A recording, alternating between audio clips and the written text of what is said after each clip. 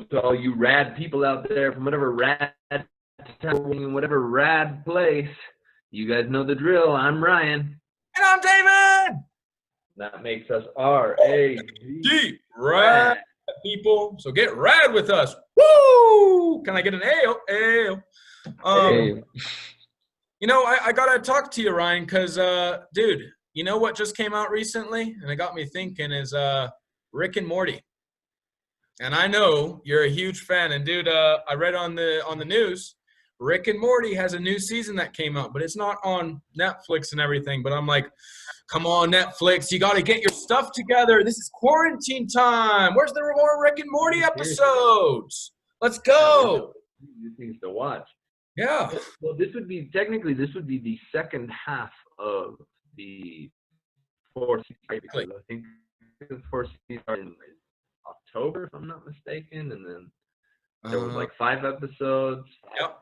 Incredible episodes. Oh yeah. And then we had a little break. And so yeah, I'm ready. I'm ready anytime now. Would be fine. You know, I've got to ask Ryan because what category is Rick and Morty in? Like as a cartoon? Like I don't know, man. It's funny because I think growing up, you know, you always thought that cartoons were for kids. Yeah. But at least when I was a teenager, I started to see a lot more cartoons that were made for adults, and it's kind of changed things a lot. But then there's other cartoons that maybe you kind of wonder, like, which category does this fit in? I don't know. Like, did you ever watch DragonBall Z? Yeah, I did, but I limited it. After 11, I didn't watch it really, but like from 9 to 11 years old when I lived in the U.S., I watched it at friends' houses and the old Kamehameha. Yeah, loved it, honestly. I hope, you know, you guys know the character I'm talking about, yeah. Or, yeah, sorry.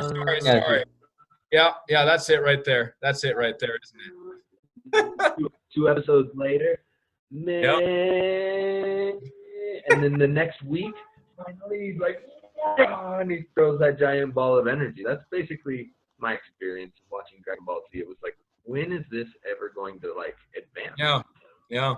And, you know, I'm excited about our guests that we have today because they want to criticize a little bit Dragon Ball Z, and I'm curious what they have to say about the topic. So should we introduce? They can also enlighten us a little bit about anime because I think we've got some maybe misconceptions or not so clear ideas about anime. What is anime? What makes anime different from just a normal cartoon and things like that? So yeah. Well, without further ado, shall we introduce our guests today?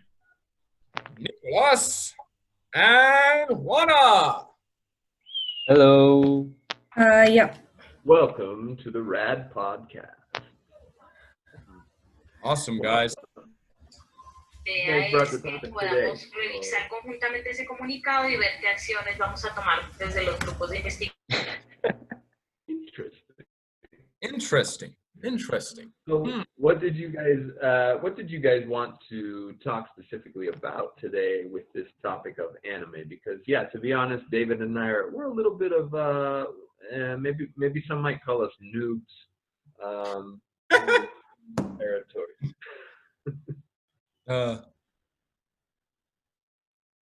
Actually, better yet, I'm gonna ask you guys in terms of anime. What is it about anime that you guys like so much to bring it on the podcast? Because it's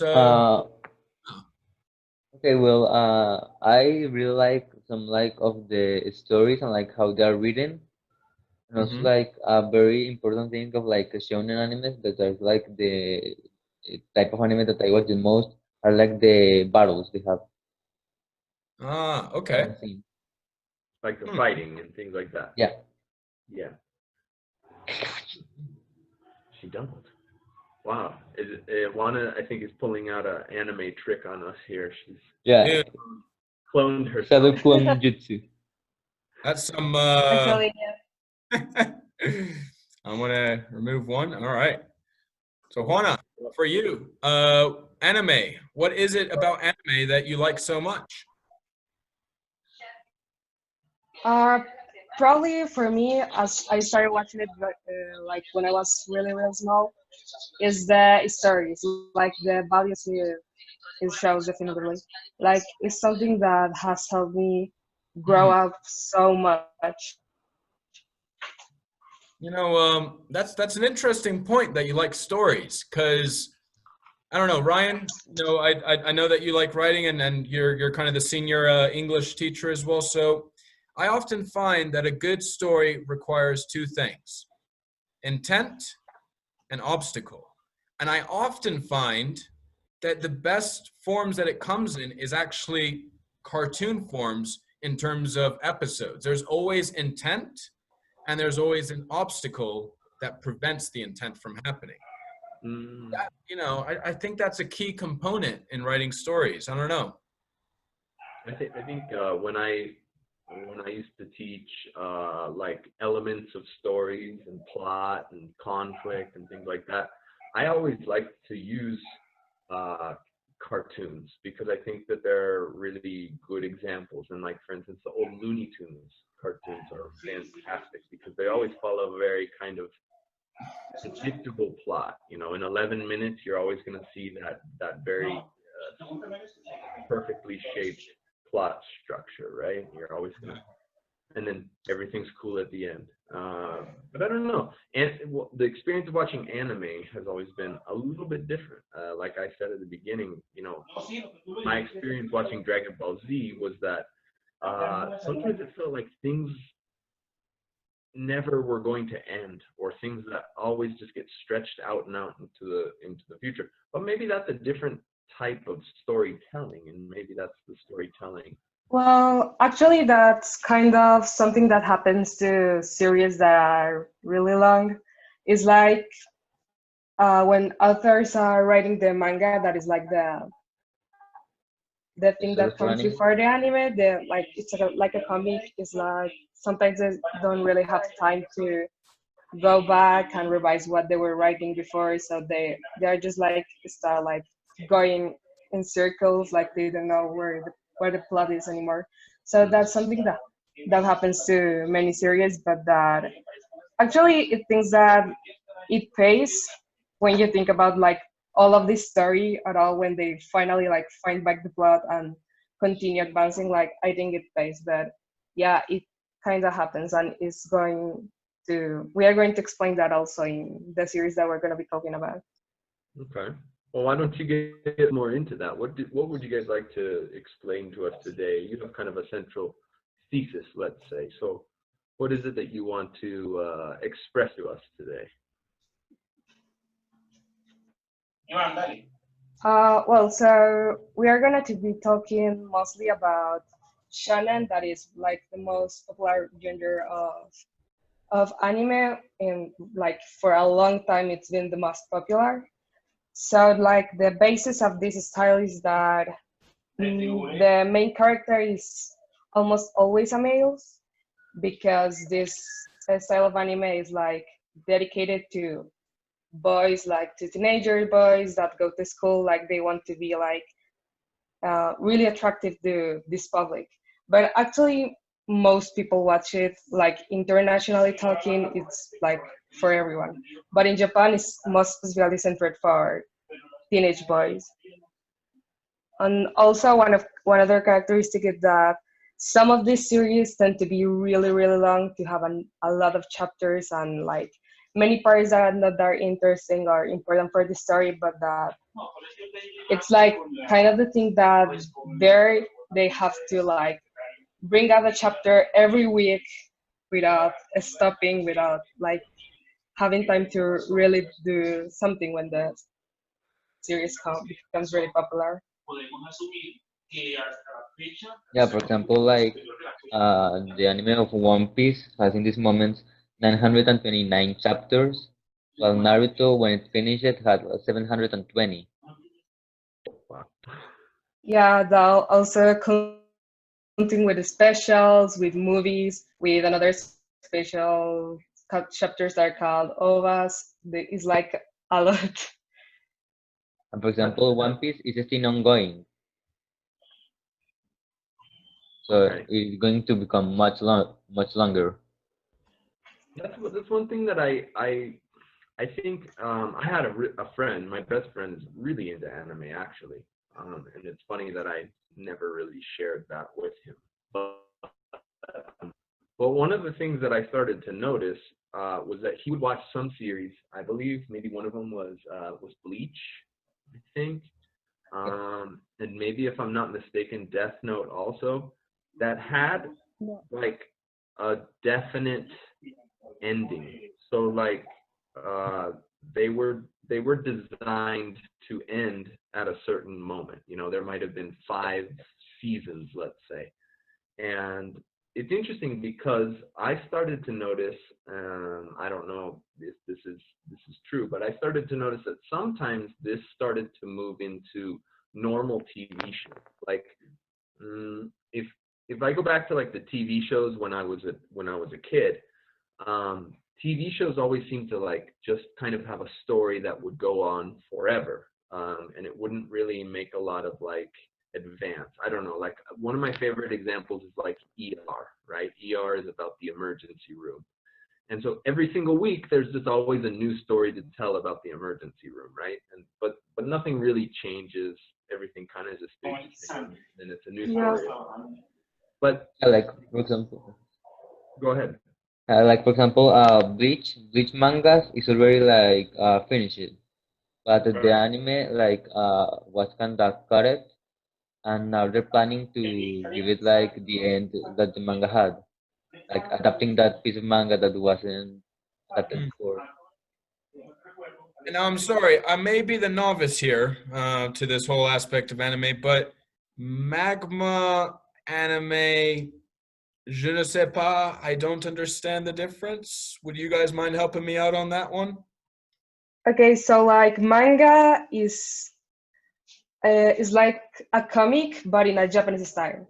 Okay. It comes from the fact that when the Second World War finished, Japan like didn't have money to export comics from the US, so they start making their own comics. But the characteristics is like for example, it's not colored because they actually didn't have money for colored tints, but it is still like that way to keep the tradition, What? and it just keep on going nowadays. So it's extremely successful. I mean, we're talking, 50 years and still going. Wow. Huh. Yeah. Do anime then is, or I guess because we were talking about this before the show started too, and we were curious, like, is there something that makes anime anime?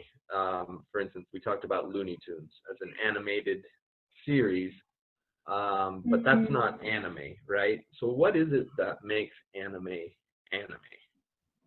Well, for example, in Japan, they will actually call like things like the Looney Tunes or other stuff like anime too, because anime in Japanese means like animation in general, not only for the Japanese style. But when it like started to get popular outside of the country, like many of its words of like the terms that Japanese people use to refer to things related to anime started to like being considered only applying to the Japanese style. Hmm. It's interesting the aspect of magma that you bring up because it's comic books. And from the sounds of it, like I know the history of Marvel, for example, is a company that was a comic book, but they came that close to filing for bankruptcy in the 90s. And yet magma still pushes on and pushes on. Marvel is something that centers around superheroes and people with powers. What is the main theme for magma? Like Uh, manga can be like almost of anything. Like there is no like center thing that you can write mangas, but like mangas also like divide into categories like shonen, shoujo, seinen, and different like categories based on like the public that they're pointing to, and it's like what is in that story. Huh. Okay. yeah, for example, we can say that shonen is like the most similar thing to superhero comics that like Marvel or DC does, because it like follows like the path of the hero, the superpower things, but it's like actually it went kind of different when time started going on. At the beginning, I think it was really, really similar, like the Japanese, because Japanese people were like trying to literally copy what Americans do. But nowadays is almost completely different like to what they do. Huh. Interesting. Hmm. Do you find a difference in the types of stories that, let's say, the Japanese will tell, as opposed to maybe stories that are told in, let's say, what we call the Western world, right? We typically talk about this divide between East and West, and it's a cultural divide. There's certain cultural things that make us very different. Um, how is their storytelling different in the East than what we're used to in the West?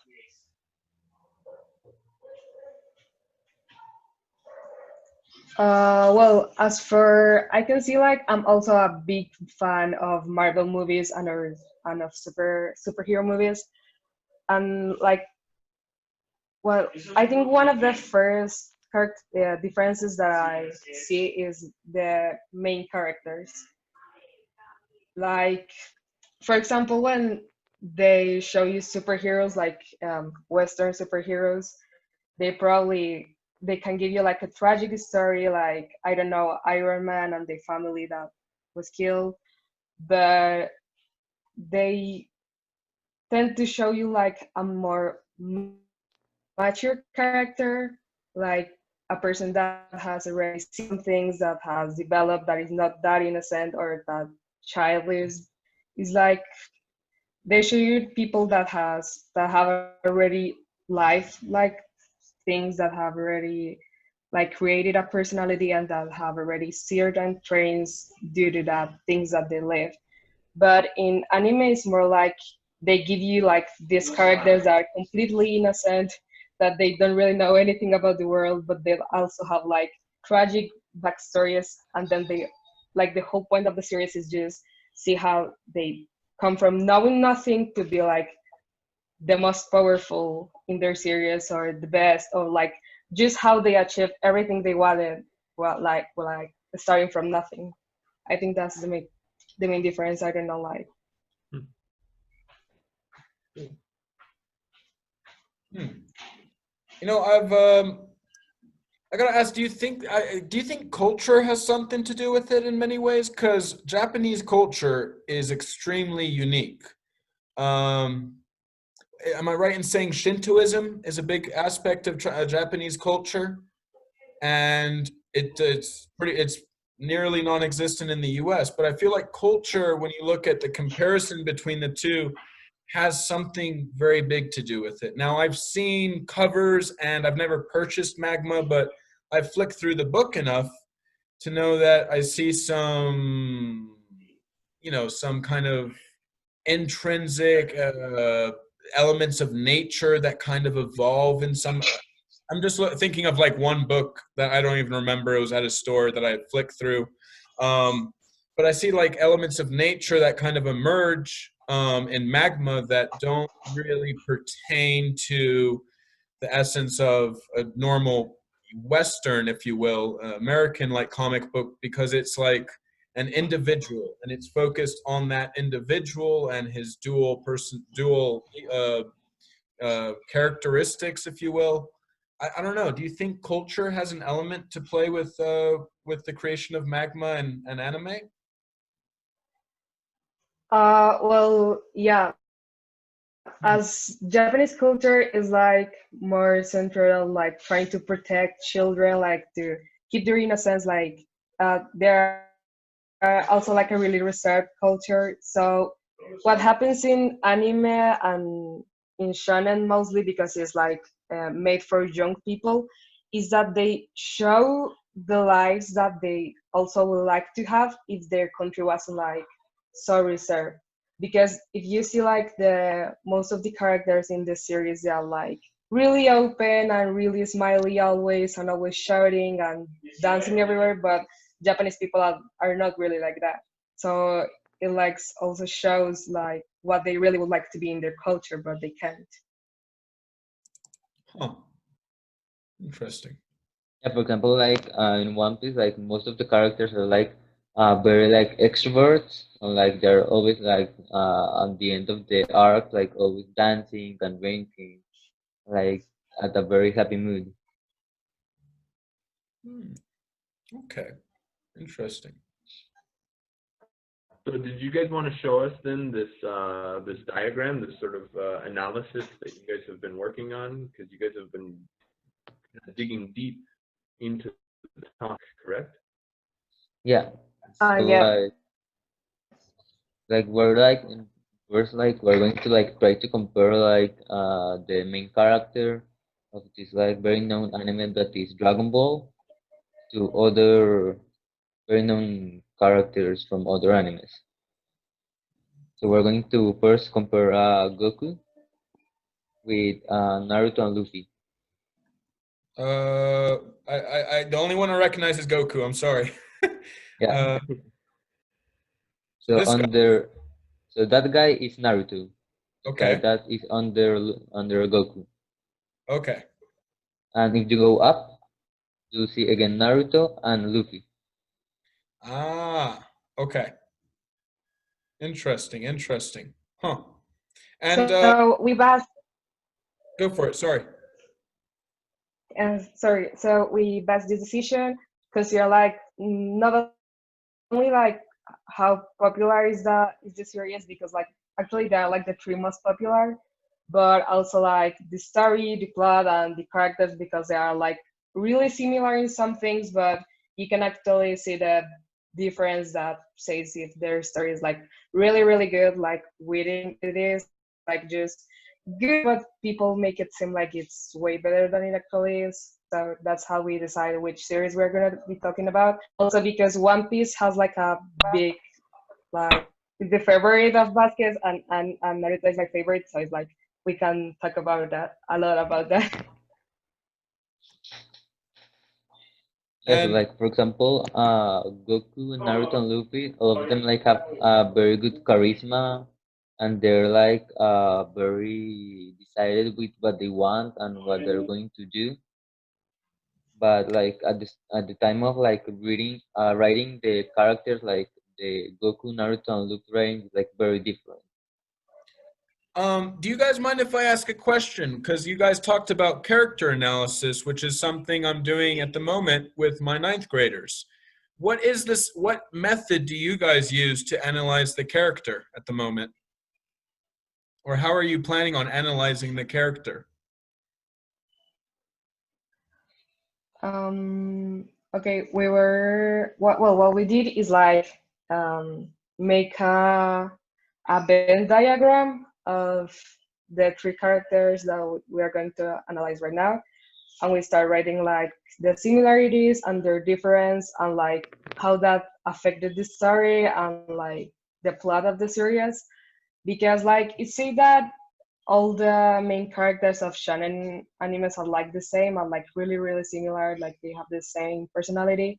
But actually if even if that is kind of true, there's also like reasons that make a character like being like their actions have something after that, like there's something that made them be that way, instead of just like laughing and everything. Their characters that really do have a really good backstory that completely justifies the way they are, but their characters that's just like not a really good reason for them to be that way. So we base it on comparing the differences and their similarities, and just going also with their backstory and how they started to grow in the series.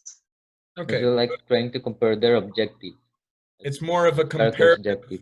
analysis of characters that you're doing rather than a depth analysis. That makes sense. Okay. All right. No, I was just curious because something that I just did with my ninth graders was something called the steal process, where you're analyzing one character, but with a lot of depth to it, you know? And if you guys want, you can take a look on the channel. There's a video on how to analyze characters, and it might be useful as well when you're going through the process of analyzing your characters. But no, very cool. And I gotta ask these people down here, who are they? Like under Naruto, it is twice Naruto, but like as a young boy, Ah, okay. like when he was like younger. Ah, the And whiskers. The whiskers. I see it now. The whiskers. Ah, that's the telling mark.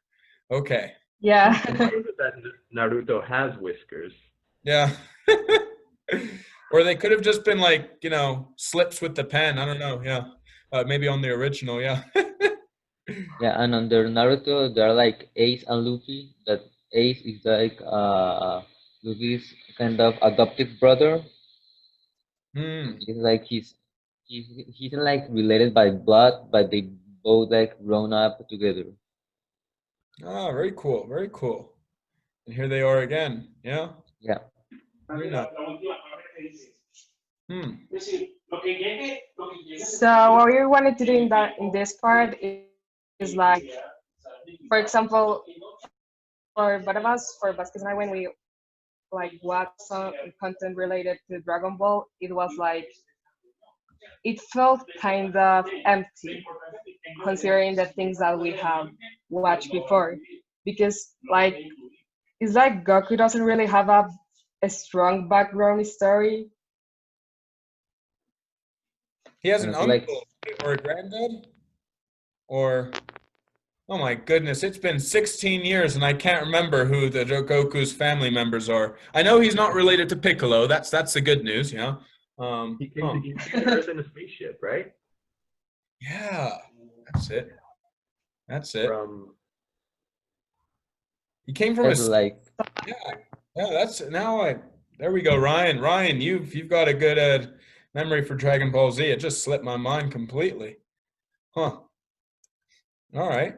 And can you guys explain the secondary characters that you guys are doing here? Yeah, yeah, we were so go ahead, continue. one. No, go ahead you. Maybe.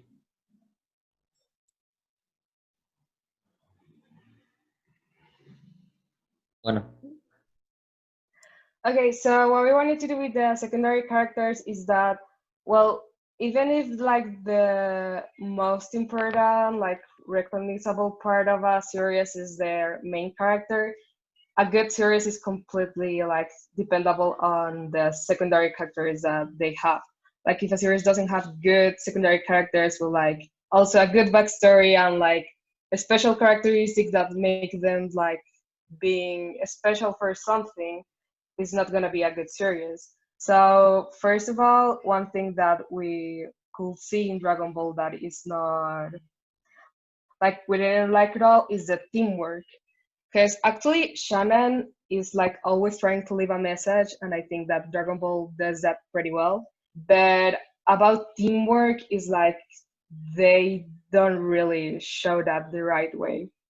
Especially comparing this to other animes, like in this point we are comparing it to Simulation Classroom, that, well, even if the it's kind of different how it goes, it's still like a, a way better to show like how teamwork Yeah. works, and like also how characters develop.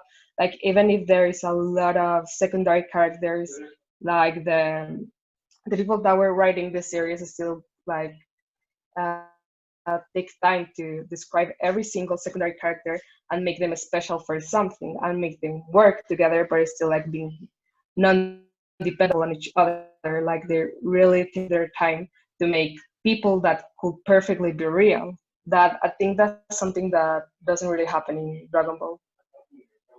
Yeah, and like also in Dragon Ball, there are like a lot of one versus one battles, and not that much of like teamwork versus in a specific character. They just like go one on one, everyone with their separate spike. And like for example, in Assassination Classroom, it's just like this group of kids trying to kill this like kind of octopus that's called Koro Sensei that goes at Mach 20. It goes like 20 times the speed of sound. It needs like a lot of teamwork. And also we want I to like remember I remember when Goku was, well, I remember when everybody was fighting Frieza. But I also remember that it just seemed like everybody was just sitting back and watching whoever Yeah. was fighting Frieza. But like I thought about it and I was like, why don't they all go fight Frieza? They would have a better chance at winning, right? Because he's just one. But no, they would all just sit back and watch. And I was like, wow, they're so relaxed. I don't know. I would imagine that if it was the fate of my universe resting on defeating this bad guy, I would probably go help. But Like in the Avengers movie, yeah. what do I know? Also, like we want to compare their secondary characters with these secondary characters from Mob Psycho 100, because in Mob Psycho 100, like the main characters have like these psychic powers, but Hmm. this group of characters of 5 characters have no psychic powers. They're just like building strength. They're like club for building muscles.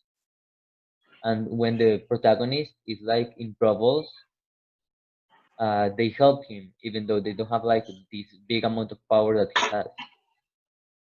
So that's like what we want to say when we say importance of taking advantage instead of power. Because these characters in that universe aren't that powerful, Mhm. but they always want to help. All right, very cool. Oh, I recognize this guy, Vegeta. Yeah, I do remember Yeah. him. Oh my goodness. I think in terms of images, I'm like 2 for what, 10 right now? So I'm probably failing my anime test right here. So in this part, we are analyzing like the co-protagonists of the series, because another thing that is really common is that like there is the main character, but also there is another character that is like their nemesis, not like really their enemy, but like a character with a personality that is completely opposite to them. So in this part, we were analyzing, like comparing the like the three co-protagonists of this series, because it like happened the same that with the main characters. Like in Dragon Ball, like they are really playing, they don't really have like something to focus on, instead of like just growing power and being more powerful and like defeating these super powerful creatures that arrive time to time. But they like don't really have a back to that. They don't really have like anything else away from that. So comparing that to a character like, for example, Sasuke from Naruto, it's like really sad to see, because Sasuke, even if he's being like the co-protagonist and not the main character, you can still see like how the creator of the series like really took to his time to make a strong background history. If this character wasn't in the universe, like the whole story wouldn't have happened at all. Mm, Yeah, and like also comparing him like with Rorona Zoro, that is the co-protagonist of One Piece. We can also see like that Zoro has a very good development in his way of being, and also that he is willing like to sacrifice himself just for his captain dream to come true. They're like very supportive almost. For example, in this scene where you see like where he's like all covered in blood, is that he received all of his captain's damage, all of Luffy's damage at Yo, once. that blood is not the right color. It's black. What happened? Yeah, Well, yeah. that's something that is also really common in anime, because of also a cultural thing, that is that Oh, they like in manga it's alright, like they can literally do whatever. There are mangas that are really really really strong, but when Yeah, it like comes to Jujutsu Kaisen. anime they tend to like censor everything. Like this also happens in Naruto. Like every inch of blood that is shown in Naruto is black or like bright pink. On also, or also in animes like Tokyo Ghoul, that is more centered off like really really bloody battles. They like just will put these white strips over all the blood, of like literally putting black things over all the things where blood was or where weapons were. Yeah. And once like in another anime called like the Seven Deadly Sins, the blood was just like instead of pink or a dark red, it was white. White blood cells, am I right? Yeah. Oh man, sorry, my maturity level. Oh my goodness, I need some work. Um, all right. And what about these background characters? Because I guess they're all part of the same. I mean, I'm gonna speculate, but they're all part of the same tribe because they got the headbands on, much like that. Well, actually, it's kind of, but like in this part, background characters are like, well, like the one of the most important things of an anime is like their universe, how it is created, like and how though it grows with the protagonist and without the protagonist. So, for example, in a series like Naruto, like you can see there, like you could see any of these guys, and any of them could be the main character for another series. All of them has like so many characteristics and a background history that is like so complicated and long, but that all makes them so interesting. It's like the only attraction is not only the main character that is Naruto, but also like you get to love more another characters. Like for example, for me, who I love the most on all this series is Rock Lee, that actually appears a lot, but obviously not much of the main character. But it's just like so well done by the author that is just, for at least for me, impossible to not like him more than the protagonist. Also, like this world building is like really well done in One Piece, where the protagonist doesn't have to be in one place for like the characters of that place to advance. For example, Luffy can be in another island, while the people in this island will be still growing up and like advancing with the thing they have to do.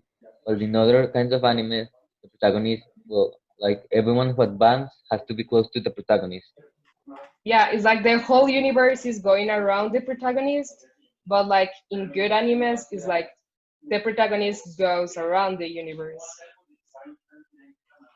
Hmm. So when Goku is in the rocket ship, in like a, I forget, like 1,000 times Earth gravity, and he's training like really hard, to get like super strong so that he can be, I forget who it is. I think it's Vegeta still. I think he's training. When he's training in that really high gravity, maybe him and Gohan actually do that. I don't remember now. It's been a long time. um, So, but what you're saying is that like at that moment, everybody else is just off doing their own thing, and just their story is not really advancing in any way, kind of. Yeah, that's something that happens in Dragon Ball, or like some characters do grow, but it's like really little compared to the main character. For example, in Naruto, they have like many similarities with Dragon Ball because they are actually based on the same story, that is the monkey legend. Is just that Naruto shows it in a different way, but they have this characteristic that they are divided in two parts. The first part, they show their main character as a kid, and there's a jump in time, and they come back with their main character is an adolescent.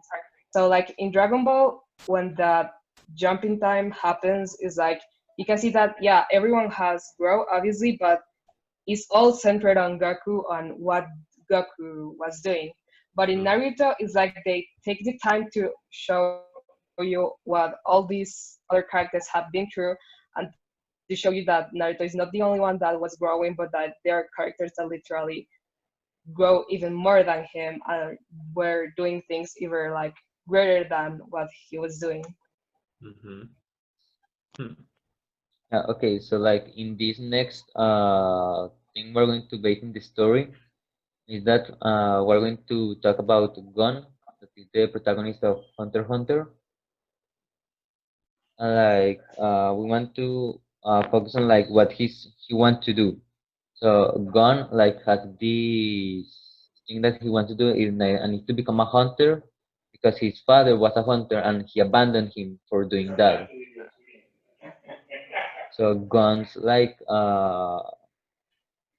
focus in life is to find his dad and like see what his father was wanting to do. But a good thing of this protagonist is that he has like the will of proving all of that because of his friends. So, for example, at one moment he almost died because he was protecting his friends, like taking revenge. Ah, ya, de 2 a 2. Vale, perfecto, sí. No, no, ahí queda igual. Ahí, sí, sí, sí, sí, sí, ya. Sí, sí. So you may say that this gun has a little bit of Freudian issues with his father and what happened. Well, that's pretty common in all series. Like, Yeah. actually, weird that he has a parent. Like, no one have parents in animes. I don't know why it's They're like all that, but okay. Like yeah, they. most protagonists have like or no parents or absent parents or their parents got killed. Yeah, it's like if your parents like are alive for more than the first episode is like something completely never done before. You're never gonna be the hero of the series. Yeah. Okay. So in the next part, we were going to analyze the battles because, well, one of the main points of shonen is like the battles. So for us, a good battle has to have certain things to be considered as good, like the animation, the music band that is during the battle, but also like the story Choreography. that comes to that battle. Like in Dragon Ball, what happens a lot is that it's just like this extremely strong being comes to Earth and they have like to save Earth, but there's not anything away from that. It's not like any kind of feelings bond or anything. It's just fighting because of protecting the Earth. And yeah, that's great, but it doesn't have like that much impact, at least for me. For example, as you can see, the first battle that we're going to analyze there is Naruto versus Sasuke in the second part of Naruto Shippuden. That basically, in the story of Naruto, is he gives you like two different points to do with his life. First of all, he wants to become the Hokage, that is like the leader of his people because they are well bad to him, and he wants to demonstrate them that he's not bad and he's like not a bad person and that he wants to protect him. So that's why he decides to become the Hokage.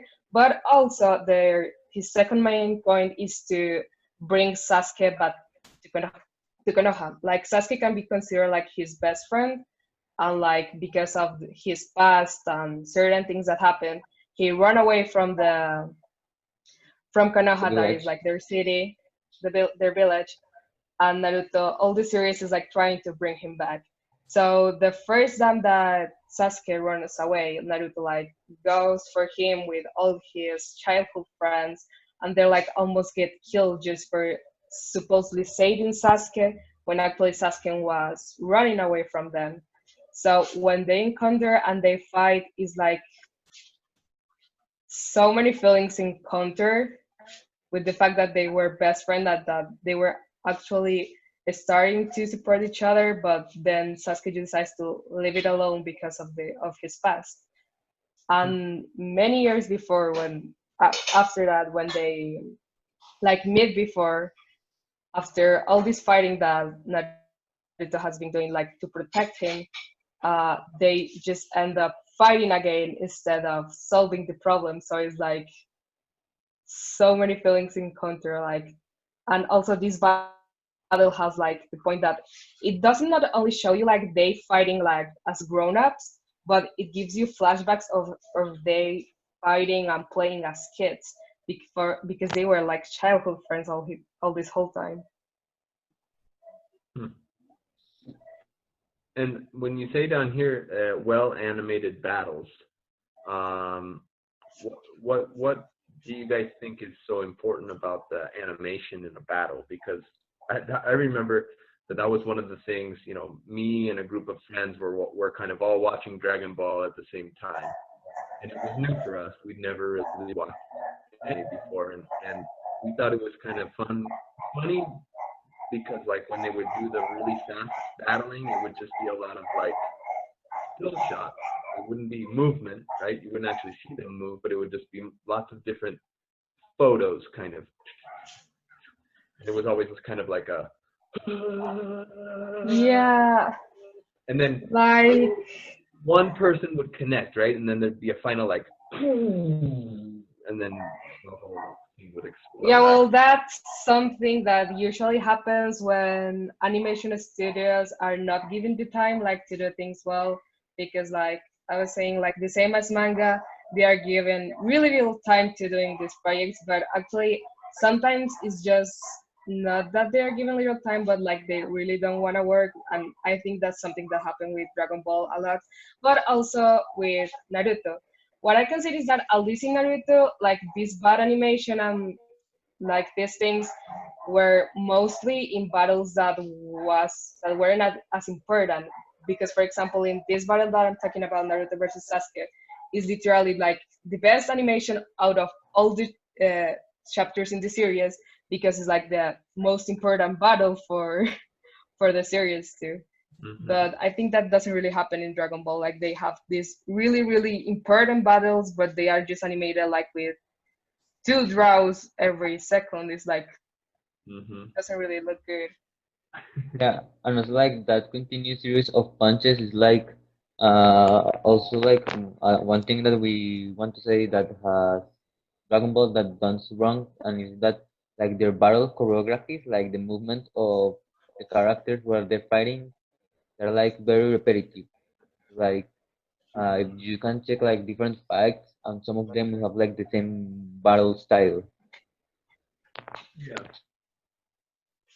I guess they get away with it, or they use the excuse that it's happening so fast that it's almost like impossible to see, right? So it's just a lot of kind of weird motion, and then one person, but there's always that one, finally somebody hits the other person, and then it explodes. Yeah, for example, in the first years of Naruto, like because it started like in the 2000s, the animation wasn't as good. Like I was recently watching it again, and I was like, okay, this is really, really bad.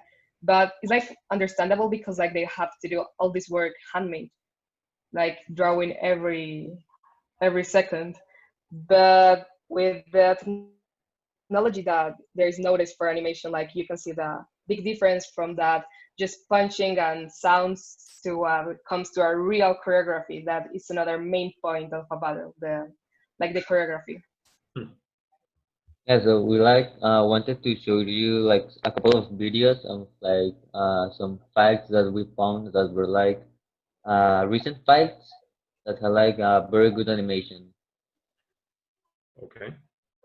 Okay, so I'm going to share a screen. Was that guy fire and ice at the same time? Yeah, Yeah, he has like so one of like his sides is fire, and his other side is ice. like in the My Hero Academia universe, like the 80% of the population has powers, and But it can Shoto, be like really any power. so like Shoto, the guy with the fire and ice powers, is the son of Endeavor, that is like the second most famous hero, that is like just fire, and also another hero that is just ice. So he got this double power with half ice and half fire. But as some people get like these extremely amazing superpowers, there's still people like the main character that actually was born with no superpowers. Ah, okay. Right, So right, right. like the guy that Shoto was fighting was the main character that is called Deku, that he has That like is this called power Deku. that so like his power was given by other person because Mm. he was born without power. So that's what makes him different, and that's what kind of makes him the protagonist. Yeah, it comes from the fact that even before he like obtained this power, he was still like obsessed with became a hero. Like he wanted to be the first hero without superpowers. But then like casually he obtained them. Interesting. Yeah, so we wanted to show this fight because it is a like very recent fight, and it's like very well animated. That's why we're that telling. Now I gotta ask. I saw subtitles in English in that, and do you guys speak Japanese by any chance, or no? I'm gonna take a no on that. But do you guys find that actually maybe reading anime in English helps you to develop English at the same time? Yeah, actually, one of the ways I used to learn in English was I actually didn't like studying languages, but then my favorite comic they stopped like publishing it in Spanish, so I was like forced to read it in English, and that's how I started like my way to learn English. And also that happens a lot with anime because sometimes when the series come out, like you've been really waiting for I don't know 2 months from an episode, and it only comes out in Japanese and like 2 days before in English, but you will still have to wait like 2 weeks for it to come out in Spanish. So you don't want to wait 2 weeks to see what happens. You just want to see it now. So I think that really makes you like learn in a funny way. So anime is a motivator for learning language. Yeah, for example, like Yeah. now I'm watching an anime in French because before I was studying French, but as I stopped and I don't want to forget things, I started watching some anime in French. Oh, cool. Nice. A good way to practice as well. And do you ever feel like you're picking up a little bit of Japanese? Do you ever feel like you're starting to understand it as you watch it in Japanese? Yeah, Yeah, actually, depending on the series, there are scenes that it's completely understandable what is happening without looking at the subtitles. It's like just listening the certain words and you can understand what is happening in that moment. Right. But it's not like really knowing how to speak Japanese, but like knowing like Sure. tourist Japanese maybe. Yeah. yeah, just like some basic words like for saying hello or like some kind of verb sometimes. Mm-hmm. Repetitive things, stuff Yeah. that you see all the time. Stuff Yeah, that's also there are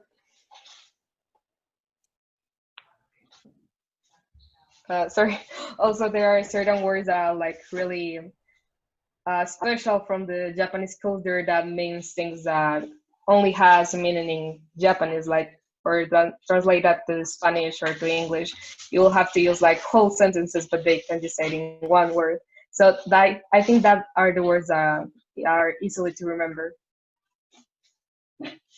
and so if you guys were going to make a recommendation to a non-anime fan, right, somebody who doesn't watch anime, hasn't really watched a lot of anime, I'm going to put a big kind of stipulation here, and maybe is not prepared to commit to something that's going to last 1,000+ episodes. What kind of recommendation? What would you say would be a good starting point for anime? Well, I think like Death the Note. starting point for almost everyone was Death Note. Yeah, Death Note is a masterpiece. Actually, we didn't want it to like mention it in this conversation because it can actually destroy any other anime. It's like Yeah, the perfect Wait, which period one? wrong way. like it is like Death an Note. almost perfect series. It is like very Yeah. well written. Every character have like a very good development, and it What is doesn't it have called? like Death Note. Um, Death Note. Okay, like the argument doesn't sound like really special at first. It sounds like boring, but it actually makes it way better. There, like how they make something so great and so interesting out of something as simple as a notebook, because all the anime is going around a notebook. I've seen the movie, but but I Like imagine the It anime is is- much better. Yeah, the movie is the not movie is not really very good. bad. Yeah, It's really, really bad. It has nothing to do with the anime actually. It's like this movie that was made like Dragon Ball Evolution, the one made by Hollywood about Dragon Ball. It's like exactly never the seen a same. Dragon Ball movie. They look bad. Yeah, but it's like exactly the same. Yeah, it is. It actually is. Like I'm not a fan of Dragon Ball, but watching that movie really, really hurt me. Right, right. yeah, and like Death Note just has like 37 episodes. It's not very long. Ah, okay, Yeah. okay. So that's the point of entry, and then from there we can get a little more excited about anime and maybe Yeah. commit to something bigger. I don't know though. 1,000 episodes is a lot of TV to watch. Well, it's like when you start like watching anime, it's like you're also like, I'm not gonna watch Naruto or One Piece or anything like that. And there you see yourself like 3 months before that, and you have already watched like thousands of episodes, Right. and it's like, well, Yeah. Yeah, it happens. I understand. I understand. Cool. I don't know, David. Is there anything else that you wanted to ask? Is there anything that you guys wanted to Honestly, tell us? I might need to watch an episode or two of anime to truly understand it, because I feel like there's many elements in it that really need to be compressed a little bit, in my opinion. So I will be looking into some anime, and when we get back to school, Juana and Nicolas, I'm gonna have you guys be my panel of like, so hey, what did I just watch yesterday? Yeah, like that would just be really cool. Yeah, Yeah. sure. all right, sweet. That would be really good. Well, hey, for once, the student might actually be teaching the teacher, so that'll be something. Well, also a good point to start are not like exactly the series, but the movies. There are like anime movies that are like really, really important to what is animated scene like movies now. For example, Your name? Spirited Away, that maybe you have heard about it. Like it won an Oscar, but also Your Name or Kimi no Na wa that also was nominated. They're Netflix, for example. Yeah, there are on Netflix. Also Akira, that is one of them. Like Oh it yeah, was the first Japanese movie to be projected in American theaters, so it's really good also. awesome. Well, guys, A lot Nicolas, of homework to do, huh? yeah. Oh, you've given me my summer homework. Yeah, my summer reading for anime list. I like it. Thank you. So I'll get busy on that. No doubt. Yeah, definitely. Well, Nicolas, Juana, thank you so much for coming on the RAD experience today and sharing your vast knowledge of Anime. We are Thank you, teacher, for giving us the Thank you. space to yeah, come in here and talk about what we like. always Yeah, a thank you very pleasure. much. And if any of you other students out there have a topic that you want to hear talked about on this podcast, then bring it. Write it right down here in the comments. Write a message to us in Phidias. Walk up to us one day in the grocery store. Don't touch us because Yep. we're still socially distanced. But tell us, hey, remember me? I want you to talk about.